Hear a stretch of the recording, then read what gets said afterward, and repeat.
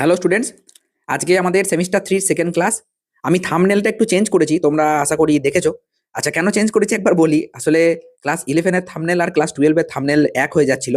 ওই কারণে অনেকে মেসেজ করেছিল যে স্যার বুঝতে একটু অসুবিধা হচ্ছে, তাই আপনি থাম্বনেলটা চেঞ্জ করে দিন।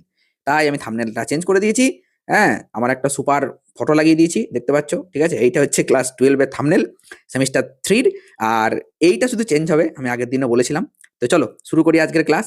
আগের দিন কি পড়েছিলাম বলো তো? আগের দিন পড়েছিলাম হচ্ছে গিয়ে কুলম্বের সূত্র, যেটা তোমরা সবাই জানো। হ্যাঁ, হ্যাঁ, কি না K Q1 Q2/r², এটা তোমরা মানে পড়েছো, তোমরা গানও শুনেছো এর, তাই না? দুইটি বিন্দুর আধানে শুনেছো তো। ঠিক আছে, এটা সবার মুখস্থ, বুঝলে? এই একটা ফর্মুলা যেটা যে পড়াশোনা করে না সেও মুখস্থ করেছে। এটা বেশ ভালো। তো দেখো, আর যে স্যার এটা নিয়ে এসেছিলেন, হ্যাঁ, তিনিও কাজটা ভালো করেছিলেন। তাকে ধন্যবাদ, কারণ যে পড়াশোনা করেও না সে অন্তত একটু আধটু তো পড়েছে এই গানটার জন্য। যাই হোক, তো এই কে এর ভ্যালু কত বলেছিলাম? কে এর ভ্যালু হচ্ছে গিয়ে 1/4πε0 Q1 Q2/r²। এই ফর্মুলা আমরা আগের দিন কিন্তু লিখেছিলাম।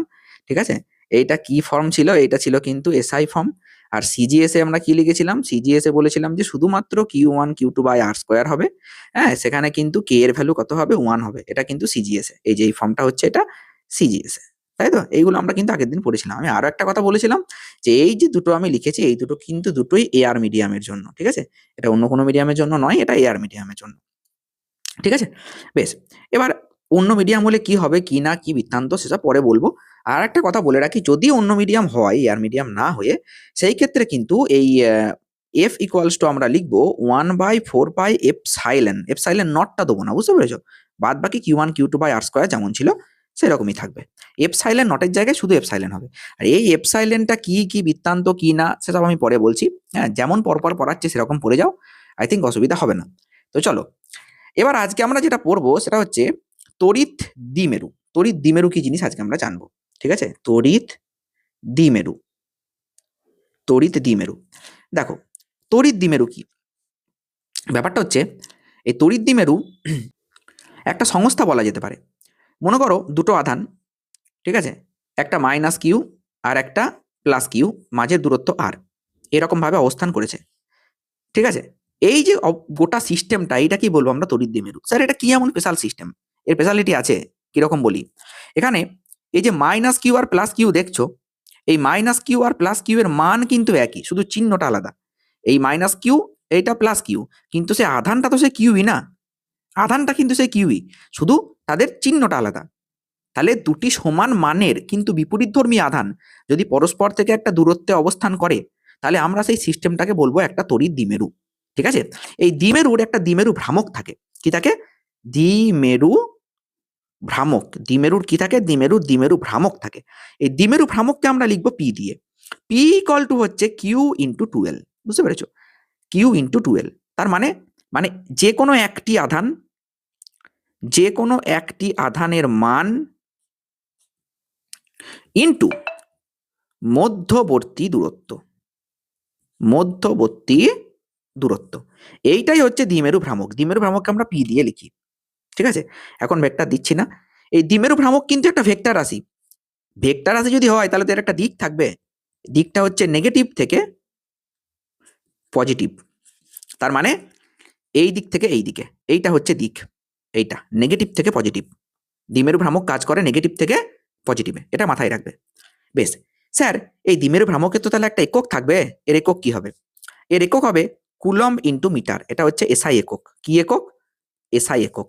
আর সিজিএস একক হচ্ছে স্ট্যাট কুলম্ব ইন্টু সেন্টিমিটার। এইটা হচ্ছে সিজিএস একক। তাহলে একটা এসআই একক আছে আর একটা সিজিএস একক আছে। বোঝা গেল? একক মনে রাখবে ভালো করে। তাহলে স্যার দ্বিমেরু ভ্রামকের মাত্রা কি? এই সমস্ত কিন্তু এমসিকিউ আসবে। ঠিক আছে, এমনি এমনি ফাঁকায় পড়াচ্ছি না, যেগুলো ইম্পর্টেন্ট সেগুলোই বলবো, ভুংচাং কিছু বকবো না। ঠিক আছে, দেখো এর মাত্রা কি হবে? এর মাত্রা হবে এম। এম হবে না। কেন এম হবে না বলো তো? এখানে আধান আছে আর মধ্যবর্তী দূরত্ব আছে। আধানের মাত্রা কি? আইটি। বুঝতে পেরেছো? আর মধ্যবর্তী দূরত্ব এল। তাহলে এর মাত্রা কি হবে? এর মাত্রা হবে এল আইটি। এর মাত্রা হবে এল আইটি। বুঝতে পেরেছো? দ্বিমেরু ভ্রামকের মাত্রা, এগুলো সব নোট করবে। হ্যাঁ, সবগুলো ইম্পর্টেন্ট পয়েন্ট বলছি আমি। এইবার আমরা কি পড়বো দেখো। তাহলে এতক্ষণ পর্যন্ত আমরা কি জানলাম? যে পি ইকুয়াল টু যে কোনো একটি আধানের মান কিউ ইন্টু আর, এইটা আমরা জেনেছি, ঠিক আছে? এইটা হচ্ছে দ্বিমেরু ভ্রামক। শোনো, তোমরা তো কেউ ছায়ার বই পড়ছো, কেউ সাঁতরার বই পড়ছো, হ্যাঁ, কেউ এসএলআরওটা পড়ছো, কেউ না কিছু তো বই আছে তোমাদের কাছে। তো দেখবে এই বইগুলোতে এই ছবিটাকে বিভিন্নভাবে দেওয়া হয়েছে। কোথাও এই দূরত্বটাকে দেওয়া হয়েছে 2L, কোথাও আবার দেওয়া হয়েছে আর, ঠিক আছে, কোথাও আবার দেওয়া হয়েছে শুধু এল। তবে বেশিরভাগ ওয়েস্ট বেঙ্গলের ছাত্রছাত্রীরা যে বইগুলো পড়ে সেখানে কিন্তু এই দূরত্বটাকে 2L নেওয়া হয়েছে। এইটা হচ্ছে গিয়ে মাইনাস কিউ, এইটা হচ্ছে গিয়ে প্লাস কিউ, 2L, মাঝের দূরত্বটাকে 2L নেওয়া হয়।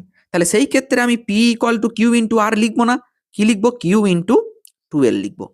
তাহলে মধ্যবর্তী দূরত্বটা এখানে 2L। বুঝতে পেরেছ? ক্লিয়ার? বেশ, তাহলে হলো দ্বিমেরু ভ্রামকের কেস গেল, বেশ ভালো কথা। আর দিক কি বলেছি? মাইনাস কিউ থেকে প্লাস কিউ এর দিকে, তার মানে দিক হবে এই দিকে। এটা কিন্তু ভুলবে না, এটা কিন্তু ভুলবে না। এতক্ষণ যা যা বললাম খাতায় নোট করবে, ওকে? বেশ, এইবার আমরা দেখব এই দ্বিমেরু ভ্রামকের জন্য বিভিন্ন জায়গায় তড়িৎ ক্ষেত্র প্রাবল্য কি হচ্ছে। তড়িৎ ক্ষেত্র প্রাবল্য, দ্বিমেরু ভ্রামকের জন্য বিভিন্ন জায়গায় তড়িৎ ক্ষেত্র প্রাবল্য কি হচ্ছে। দেখো, তড়িৎ ক্ষেত্র প্রাবল্য রাশিমালা, সেটা তোমাকে আগের দিন বলেছিলাম, কে কিউ বাই আর স্কোয়ার। কে এর মান হচ্ছে 1/4 পাই এপসাইলন নট, সেটা বারবার লিখতে পারছি না, কে কিউ বাই আর স্কোয়ার। এটা তোমরা পড়েছিলে কোনো বিন্দু আধানের জন্য আর দূরত্বে তড়িৎ ক্ষেত্র প্রাবল্য। ঠিক, এখানে যদি বিন্দু আধান কিউ থাকে তাহলে এই আর দূরত্বে এখানে যদি আমি একটা এম বিন্দু নিই তাহলে সেই বিন্দুতে তড়িৎ ক্ষেত্র প্রাবল্য হচ্ছে এইটা। কিন্তু আমাকে এখানে বিন্দু আধানের জন্য বলেনি, কিন্তু এখানে বলেছে তড়িৎ দ্বিমেরু ভ্রামকের জন্য, একটা আধানের জন্য নয়, দ্বিমেরু ভ্রামকের জন্য। তাহলে দ্বিমেরু ভ্রামক মানে কিরকম হবে দেখা যাক। দ্বিমেরু ভ্রামক মানে, সরি দ্বিমেরু ভ্রামক বলছি, দ্বিমেরু মানে, দ্বিমেরুর জন্য ক্ষেত্র প্রাবল্য মানে হবে এইটা হচ্ছে কি দ্বিমেরু মাইনাস কিউ প্লাস কিউ। এখান থেকে আমি অক্ষীয় অবস্থানে, অক্ষীয় অবস্থানে যখন আমি নিচ্ছি তাহলে, এক মিনিট ভালো করে ছবিটা আঁকি, অক্ষীয় অবস্থানটা বোঝাই। দেখো, এইটা হচ্ছে অক্ষীয় অবস্থান। অক্ষীয় অবস্থানে আমি একটা বিন্দু নিলাম যার নাম এম, আর এর মিডিল পয়েন্টটা ও, এইটা এ, এইটা বি, ঠিক আছে? মিডিল পয়েন্ট থেকে আর দূরত্বে, মিডিল পয়েন্ট থেকে আর দূরত্বে তড়িৎ ক্ষেত্র প্রাবল্য কত হবে আমাকে বের করতে হবে। তাহলে এইটাকে কি বলবো, কি বিন্দু?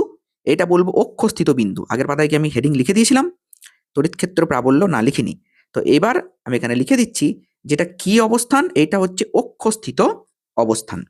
দেখো, অক্ষস্থিত, তোমাকে বলবে অক্ষস্থিত বিন্দুতে, হ্যাঁ, তড়িৎ দ্বিমেরুর অক্ষস্থিত বিন্দুতে তড়িৎ ক্ষেত্র প্রাবল্য কি হয়, ঠিক আছে? তড়িৎ ক্ষেত্র প্রাবল্য। দেখো তাহলে তড়িৎ ক্ষেত্র প্রাবল্য কি হবে বের করি। দেখো, এ বিন্দুতে মাইনাস কিউ আছে। আগের দিন আমি একটা কথা বলেছিলাম, যেখানে তড়িৎ ক্ষেত্র প্রাবল্য বের করতে দেবে না সেখানে তুমি একটা একক ধনাত্মক আধানকে নিয়ে এসে ছেড়ে দেবে। তাহলে যেই একক ধনাত্মক আধানকে নিয়ে এসে তুমি ছেড়ে দেবে সেই মুহূর্তে এই মাইনাস কিউ কি করবে? আকর্ষণ করবে। আর এই প্লাস কিউ কি করবে? বিকর্ষণ করবে। তাহলে একজন আকর্ষণ আর একজন বিকর্ষণ।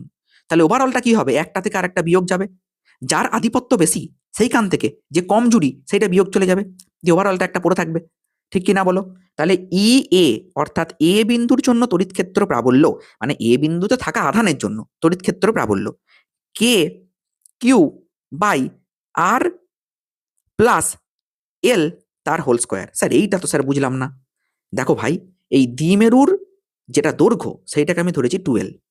এখান থেকে আমি আর দূরত্বে একটা বিন্দু নিয়েছি এম বিন্দু, ঠিক আছে, সেটাও বলে দিয়েছি। তাহলে এই গোটা দূরত্বটা কত, এখান থেকে শুরু করে একবারে যে এই দূরত্বটা সেটা কত? এইটুকু আর, আর এইটুকু এল, তাহলে সেই দূরত্বটা হবে আর প্লাস এল, ঠিক কি না? তাহলে সেই আর প্লাস এল বসিয়ে দিলাম আর স্কোয়ারের জায়গায়, ঠিক? বেশ, তাহলে এর দিকটা কোন দিকে হবে? তুমি যদি এখানে একক ধনাত্মক আধানকে নিয়ে আসো তাহলে এ তো ভাই নেগেটিভ, তাহলে নেগেটিভ কি করবে? একক ধনাত্মক আধানকে আকর্ষণ করবে। তাহলে আমি এখানে লিখে দিচ্ছি যে অ্যালং, অ্যালং কি M O, along M O, আর E B K Q by R minus L তার স্কোয়ার, এইটা হবে কিন্তু যে অ্যালং ও এম। কেন স্যার অ্যালং ও এম? কারণ ভাই এখানে পজিটিভ আছে, আর যেখানেই তড়িৎ ক্ষেত্র প্রাবল্য বের করতে হবে সেখানে তুমি একক ধনাত্মক আধানকে বসাচ্ছ। আমি বারবার বলছি একক ধনাত্মক আধান, একক ধনাত্মক আধান, তার মানে এটার গুরুত্ব আছে। এখানে যেখানে যা কিছু হবে সব একক ধনাত্মক আধানকে নিয়ে আসবো, ঋণাত্মক আধানকে নিয়ে আসবো না ভাই, ঠিক আছে? ঋণাত্মক নেগেটিভ জিনিস জীবনেও অ্যালাউ করা যাবে না, কোনো জায়গাতে অ্যালাউ করা যাবে না, ঠিক আছে?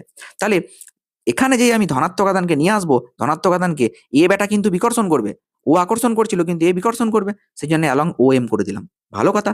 তাহলে দেখো ভাই, একজন তো বড় একজন তো ছোট, দুজনের দিক আলাদা, তাহলে কে বড়?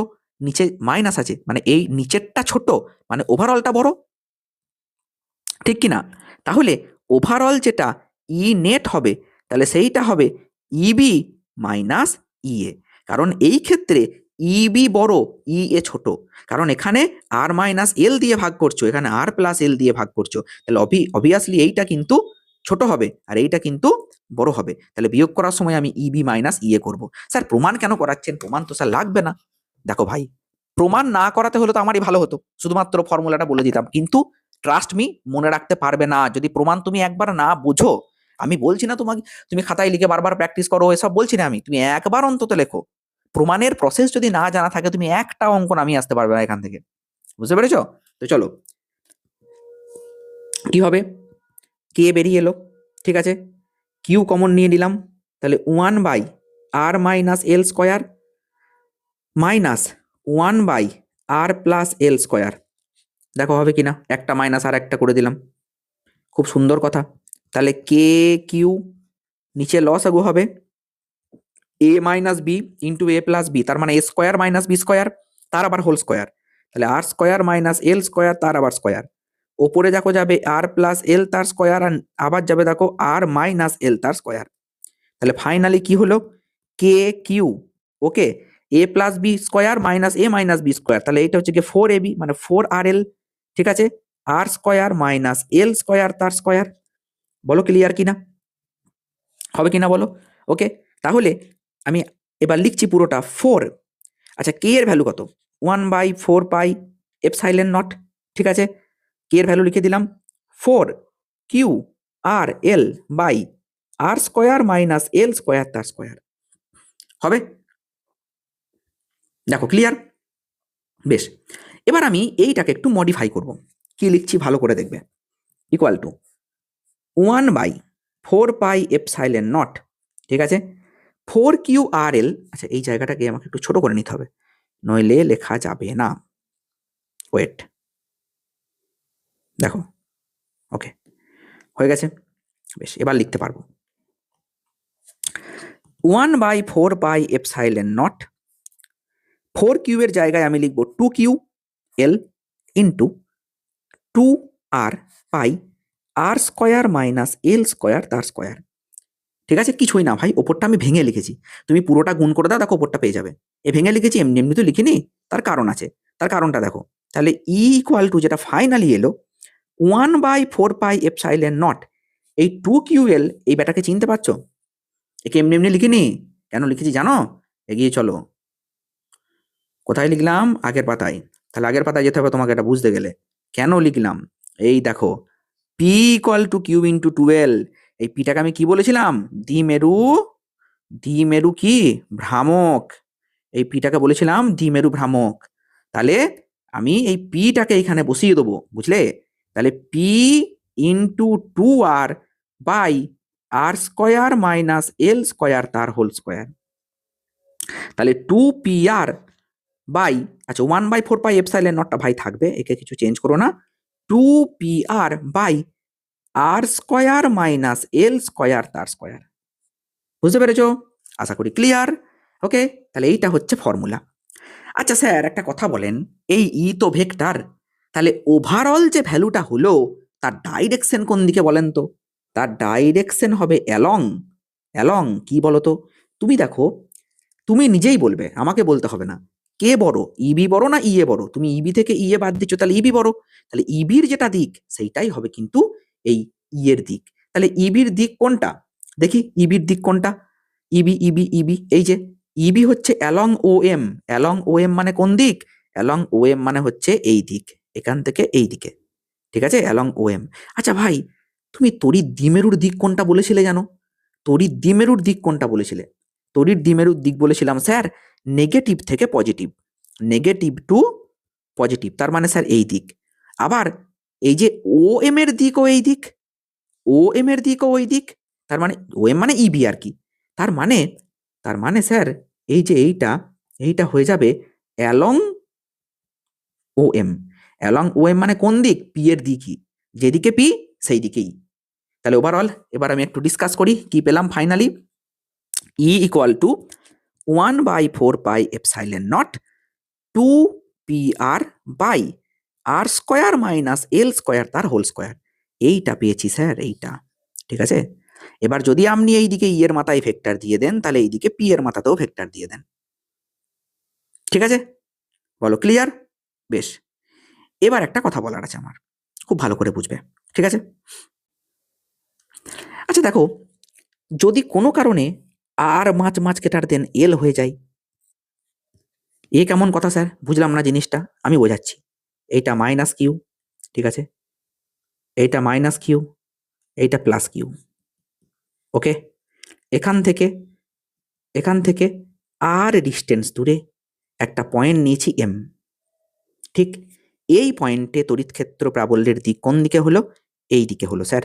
ওকে, যদি কোনো কারণে এই 2l অর্থাৎ এইটুকু দূরত্ব অনেক ছোট হয়, আর এই আর দূরত্বটা অনেক বড় হয়, অনেক বড়, তাহলে আমি এই ইকুয়েশনে না এলটাকে নেগলেক্ট করে দেবো, ছোট বলে ধরবই না। তাহলে তখন ইকুয়েশনটা কি দাঁড়াবে গো, 1/4πε0 2pr by R two the পাওয়ার 4, এল তো 0 হয়ে গেছে, তাহলে 1/4πε0 2p বাই আর কিউব। বুঝতে পেরেছ?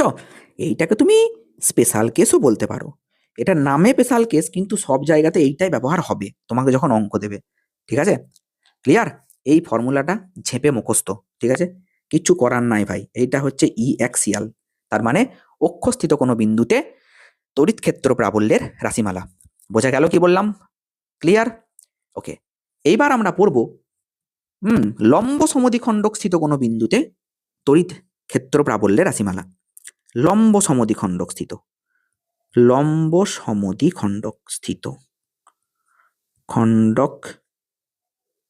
স্থিত বিন্দুতে, লম্ব সমদ্বিখণ্ডক স্থিত বিন্দুতে, তার মানে কি হবে? তার মানে হবে বন্ধু, এইটা হচ্ছে মাইনাস কিউ, বুঝলে, এইটা হচ্ছে প্লাস কিউ। স্যার লম্ব সমদ্বিখণ্ডক মানে ব্যাপারটা বলুন তো কি? তার মানে এইটা হচ্ছে লম্ব সমদ্বিখণ্ডক, এই মিডিলে। ঠিক আছে, ক্লিয়ার? এই মিডিলে এইটা হচ্ছে লম্ব সমদ্বিখণ্ডক। ঠিক আছে, এখানে তুমি আর দূরত্বে একটা বিন্দু নিলে পি বিন্দু নিও না, ভুল হচ্ছে, পি বিন্দু বলা, এম বিন্দু। ঠিক আছে, এই এম বিন্দুতে একটা একক ধনাত্মক আধানকে নিয়ে এসে ছেড়ে দেবে। স্যার আপনি বলেছিলেন একক ধনাত্মক আধান যাহাতে ছেড়ে দেবে না, সঙ্গে সঙ্গে এ বেটা বিকর্ষণ করবে, সাই করে বিকর্ষণ করবে এইদিকে, আর এ বেটা আকর্ষণ করবে। ভালো কথা, একদিকে আকর্ষণ একদিকে বিকর্ষণ, খুব সুন্দর। ঠিক আছে, ওকে, এবার দেখো তাহলে ওভারঅলটা কি হবে। আমি যদি ধরে নিই এইটা এ পয়েন্ট আর এইটা বি পয়েন্ট, তাহলে এইটাকে আমি বলবো ইবি, এইটাকে আমি বলবো ইএ। ঠিক আছে, এই অ্যাঙ্গেলটাকে যদি থিটা নিই, তাহলে এই অ্যাঙ্গেলটাও থিটা, একই দূরত্ব তো না? বেশ ভালো কথা। দেখো এটা তো একটা ভেক্টর কোয়ান্টিটি, তাহলে এই দিকটাকে আমি কি বলবো, যদি এইটা থিটা হয় তাহলে এইটাও থিটা, তাহলে এইটাকে আমি বলবো ইবি কস থিটা, আর এইটাকে আমি বলবো ইবি, এটাকে কি বলবো, ইবি সাইন থিটা। আশা করি বুঝে গেছো।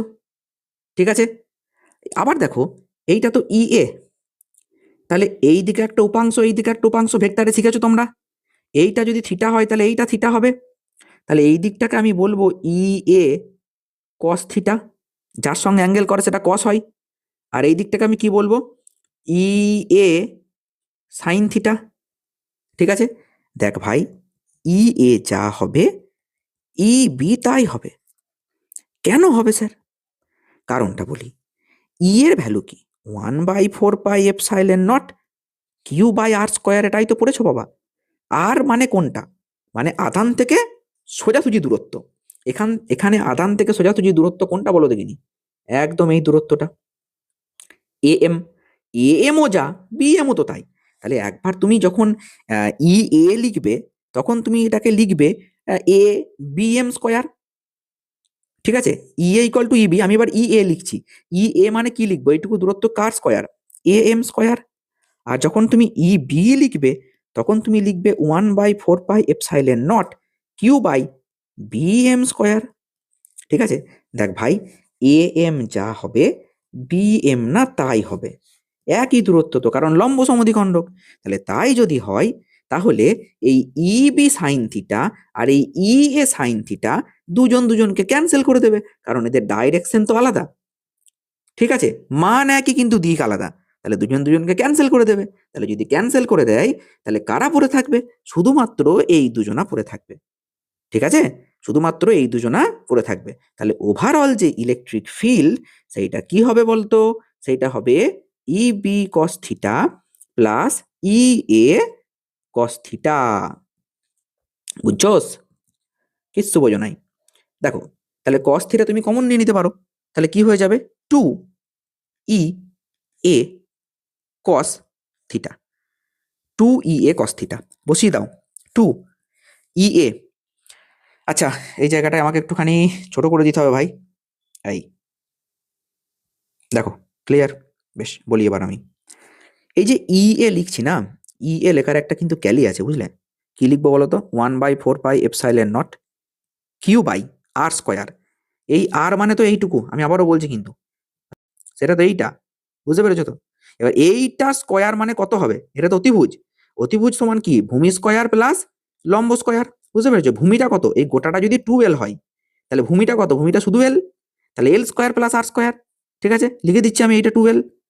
এটা তো সবসময় 2L, আমি বলি কি না বলি সেটা তো আগেই বলে দিয়েছি। ঠিক আছে, তাহলে এইটুকু এল, এইটুকু আর, তাহলে এইটা এইটা কত?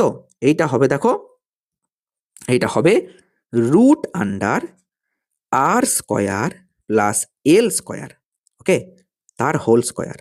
কারণ ফর্মুলাতে কি ছিল? এ এম স্কোয়ার ছিল, বসিয়ে দিয়েছি ভাই। ওকে, আর কস থিটা মানে কত? ভূমি বাই অতিভুজ, এল বাই অতিভুজ মানে রুট আন্ডার আর স্কোয়ার প্লাস এল স্কোয়ার। বলো ক্লিয়ার বন্ধু? তাহলে কি হলো? এই দেখো 2, এই দেখো কিউ, এই দেখো এল, 2QL মানেই তো স্যার পি। তাহলে 1/4πε0 P by R square plus L square তার 2^3 কেন স্যার? তুমি এই গোটাটাকে না এক্স ধরে নাও, যদি এক্স ধরে নাও কি হবে বলো দেখিনি? রুট এক্স এর স্কোয়ার মানে শুধু এক্স, প্লাস প্লাস বলছি ইন্টু x⁻², এখানে রুট আছে মানে হাফ, তাহলে কত হলো? x⁻3 হলো কি না? হলো তো, সেই জন্য লিখলাম x⁻3। বুঝতে পেরেছো? ক্লিয়ার? তাহলে হয়ে গেল ফর্মুলা। স্যার এবার বলেন ডাইরেকশনটা কোন দিকে? আগেরটা তো ডাইরেকশন টুক করে বলে দিয়েছিলেন, এখানে কিন্তু আমাকে নাম নিতে হবে। ঠিক আছে, এ বি এম, এই দিকটাকে না হয় আমি নিলাম টি, এই দিকটাকে নিলাম সি। দেখো ক্লিয়ার? তাহলে অ্যালং এমটি, এই দিকটা অ্যালং এমটি। ঠিক আছে, তাহলে লিখে দিচ্ছি অ্যালং এমটি। ব্যাস, বলো বন্ধু ক্লিয়ার? একদম সহজ করে বোঝানোর চেষ্টা করেছি। তাহলে এইটা হলো লম্ব সমদ্বিখণ্ডক স্থিত কোনো বিন্দুতে তড়িৎ ক্ষেত্র প্রাবল্যের রাশিমালা। স্যার এখানে স্পেশাল কেস হবে না? অবশ্যই হবে। এবার আমরা স্পেশাল কেসটা ডিসকাস করি। দেখো স্পেশাল কেসটা কি বলছে। স্পেশাল কেস বলছে যদি, হ্যাঁ, আগে ইটা লেখো। ইটা কি ছিল বলো?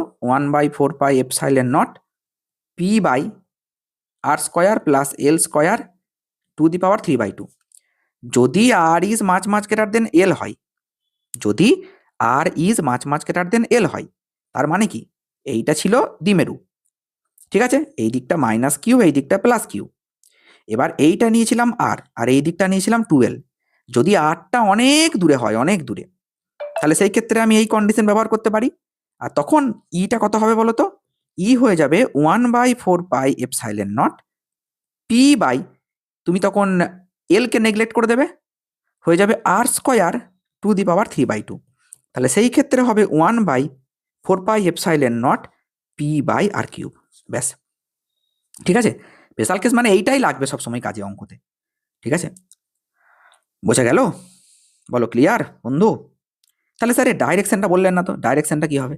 যদি তুমি এইদিকে ই এর মাথায় ভেক্টর দাও, তাহলে ওই দিকে কি পি এর মাথায় তুমি ভেক্টর দিতে পারবে? সেটা আমি একটু বোঝাই। এইটা না অ্যালং পি লেখা যাবে না, লিখতে হলে অ্যালং মাইনাস পি লিখতে হবে।